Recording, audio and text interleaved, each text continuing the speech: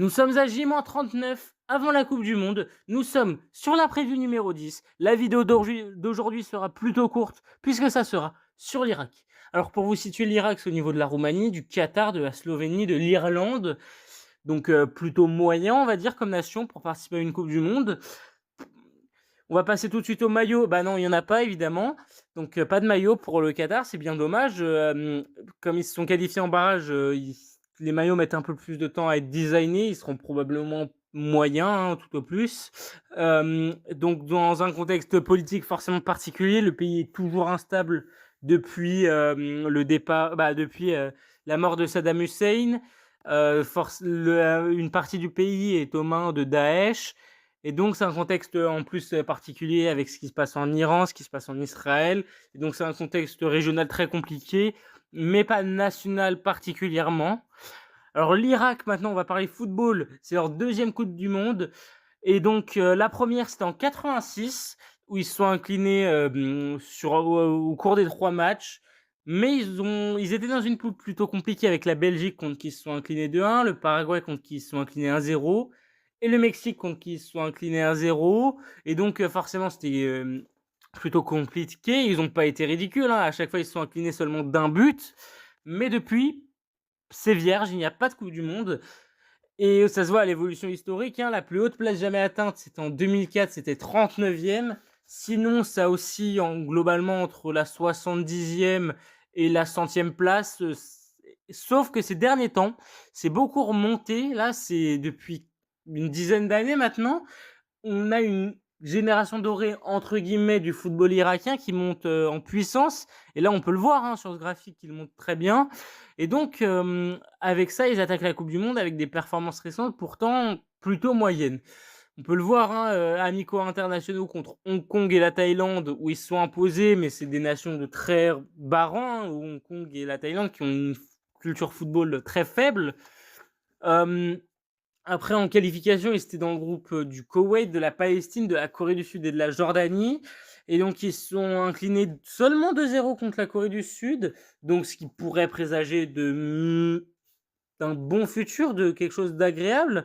Mais ils se sont imposés aussi contre la Jordanie.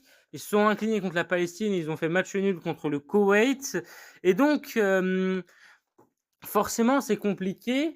Il y a également donc la fin des qualifications aussi où ils ont joué contre l'Arabie Saoudite, ils ont fait match nul, ils se sont imposés contre l'Indonésie et après il y a eu le premier barrage où ils ont fait d'abord match nul contre les Émirats Arabes Unis avant de s'imposer et avant de s'imposer par la suite contre la Bolivie en barrage intercontinentaux.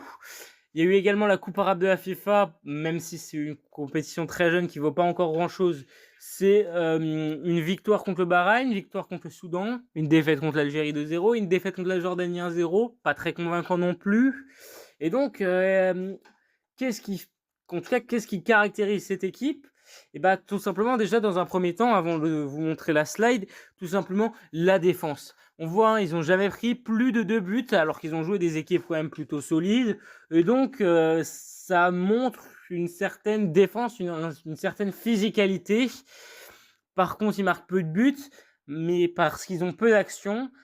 Et en revanche, ils ont une très bonne finition. Ils ont un 9 très solide, dont on vous parlera plus tard. Mais leur point faible, ça va être beaucoup la créativité, ça va être l'inexpérience des grandes compétitions, hein.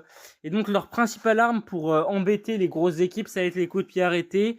Et donc, la physicalité dans la surface, sur les centres. Et donc, l'effectif, hein, on peut le voir, il est une valeur très faible, hein, comparé aux autres géants dans leur pool, seulement à 19 millions. Et donc, forcément, l'effectif en lui-même, il fait pas rêver, hein. Il y a personne qu'on connaît. Il y a 3 joueurs de championnat européen un peu importants. Il y a Venezia de série B. Il y a Marco Fajri qui y joue, Ali Al-Hamadi qui joue à Luton Town et Zidane Iqbal qui joue à Utrecht, mais pas grand-chose à dire sur cette nation, hein, des équipes plutôt faibles, hein, des joueurs plutôt faibles, une équipe plutôt faible dans sa globalité, que des remplaçants en plus dans des deuxièmes divisions, donc forcément très compliqué. Et donc pour cette vidéo, j'ai décidé de ne pas mettre de joueurs constants et de joueurs révélations, puisque je n'en connais aucun.